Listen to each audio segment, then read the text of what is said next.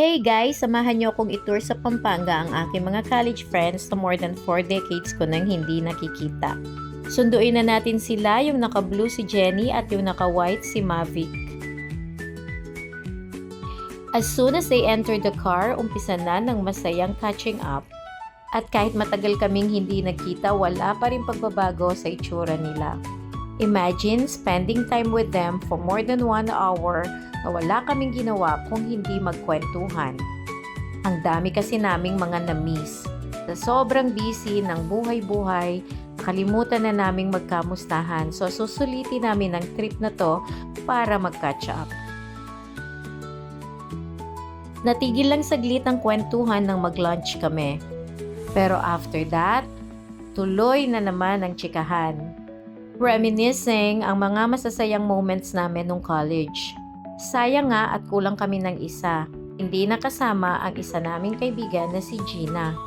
Gabi na nung nakaabot kami sa City of San Fernando, Pampanga, ang lantern capital of the Philippines. Dito makakabili ng mga makukulay at magagandang mga Christmas lanterns. Una naming pinuntahan ang capital town. Gusto ko sanang ipakita sa kanila ang mga magagandang attractions dito. Kaso sa sobrang traffic, dito na lang kami pumunta sa The Orchid Gardens Resort, malapit din sa capital town. 100 lang ang entrance dito. Maiikot mo na ang buong lugar. Tamang-tama lang ang dating namin kasi kasalukuyang nagaganap ang parade ng mga iba't ibang characters. Sa sobrang dami ng mga taong nanonood, halos wala kaming makita.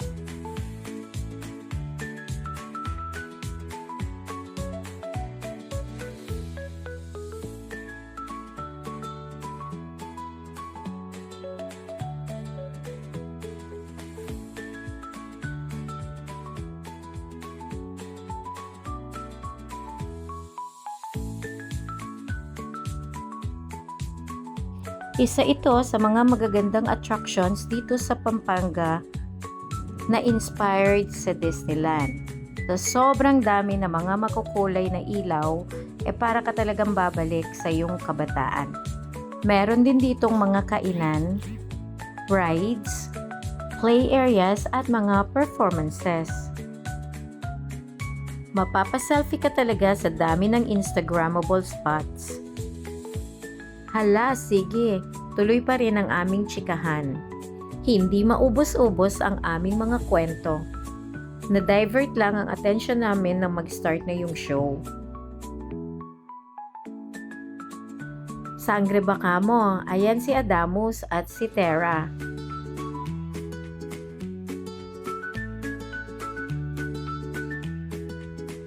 Siyempre, nandyan din si Minnie at si Mickey Mouse. At dahil Christmas season na, hindi pwedeng mawala si Santa Claus.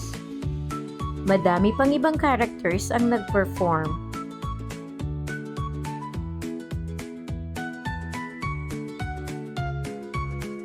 Incomparable man ito sa mga totoong Disneyland na napuntahan ko na, I would still give them 5 star for the effort. Heto nga at meron pa silang mga fire dancers.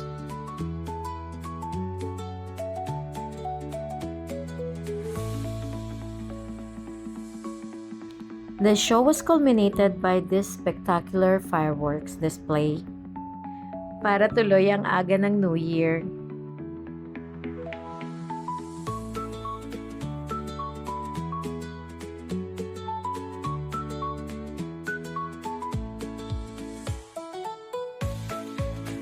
Heto at may picture pa kami with Mickey Mouse.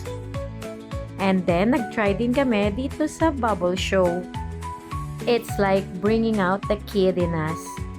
Minsan, kailangan din natin ng ganitong enjoyment para kahit pansamantala makalimutan natin ang mga problema na nagpapastress sa atin.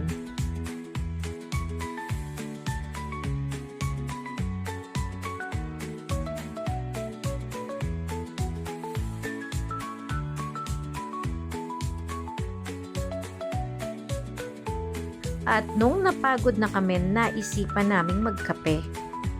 Actually, hindi naman talaga kape ang habol namin dito. Since puro na kami mga seniors at may mga acid reflux, bawal naman talaga sa amin ang kape. Gusto lang naming umupo at ituloy ang aming kwentuhan. Siyempre, labasan na ng mga senior citizens cards. Para sa discounts,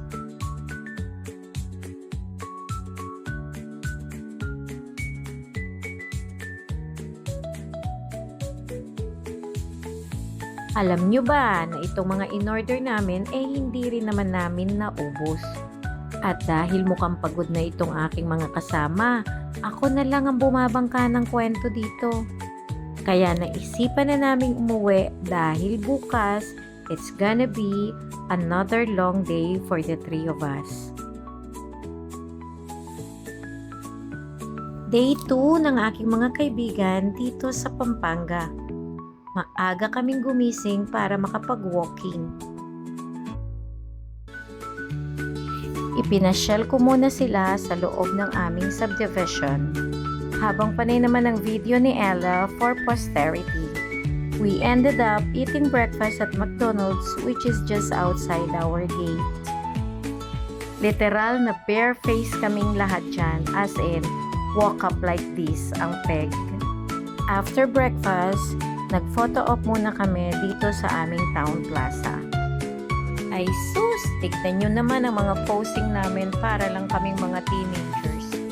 On our way back, nakita namin ng Mount Arayat sa backdrop kaya talagang napa-jump shot kami. Yun nga lang, hindi na ganun kataas at naghamunan pa ng takbuhan ng mga seniors. It's videoke time pagbalik namin sa bahay. Ngunit pag-ibig ko'y ibang-iba.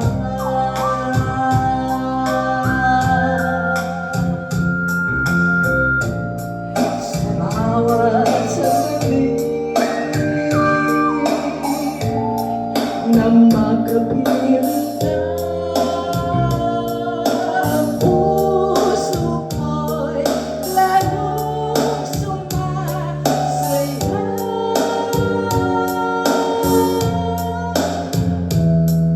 Pag-ibig ko sa'yo'y ibang-iba.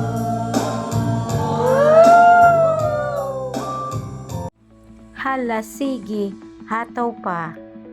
Sing and dance ang peg ng mga seniors. At nakijamming na rin itong si Ella. Kaso, nung kumanta na ulit si Jenny ng Through the Years, hindi niya napigilang hindi maiyak dahil na-miss niya ang kanyang late hubby. At dahil gusto nilang bumili ng pasalubong na authentic from Pampanga, dinala ko sila dito sa Abe Kenny na malapit lang sa bahay. Nag-hoard kami ng kanilang masarap na brownies at iba pang mga products. Must try ang mga products ng Abe Kenny. And then we proceeded to Razon's Guagua para matikman nila ang authentic halo-halo at pansit luglog. Tapos, naisipan naming magpamassage dito sa Treat Bloom Spa na located lang dito sa plaza. Satisfied kami sa service nila. Ang gagaling ng kanilang mga therapies. Nabasag lahat ang mga lamig namin sa katawan. Sure, nababalik kami dito. For dinner, dito ko sila dinala sa Apag Marangle sa May Guagua, Pampanga. Pinatry ko sa kanila ang batuteng tugak. Palakayan guys na nilagyan ng fillings. Mukhang nasarapan naman itong si Mavic. 60th birthday ni Mavic kahapon. Happy birthday to you. Happy birthday. Happy birthday. Happy birthday to you. Thank you sa birthday dinner, Mavic. Pagdating sa bahay, pinag-workshop ko sila. Tinuruan ko silang gumawa ng mga fashion accessories. Abay, nalaman ko kinabukasan na hindi pala sila natulog at nag-enjoy ng husto. Pagdating talaga sa kakikayan, pare-pareho kami. Day 3 na at maaga kaming pumunta dito sa swimming pool.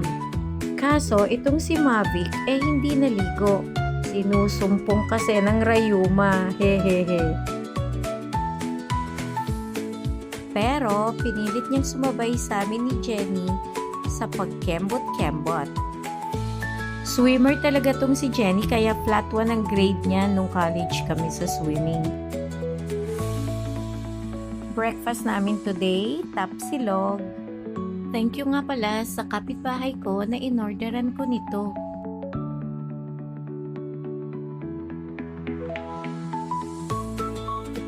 After breakfast, pinakita nila sa akin ang mga nagawa nilang accessories. Super proud sila. Creative juices, unlocked. Then we played Jenga. Nag-enjoy kaming lahat dito. Kaso, twice kong naitumba ang tower. Sayang kung kailan ang taas na. Pero buti na lang sa pangatlo, si Jenny naman. Pansinin nyo guys ang mga reactions ni Mavic para matawa kayo. On the way back to Manila, nag-stop over kami dito sa Empanada Nation. Kumain kami ng authentic Ilocos empanada. Habang nagkukwentuhan pa rin.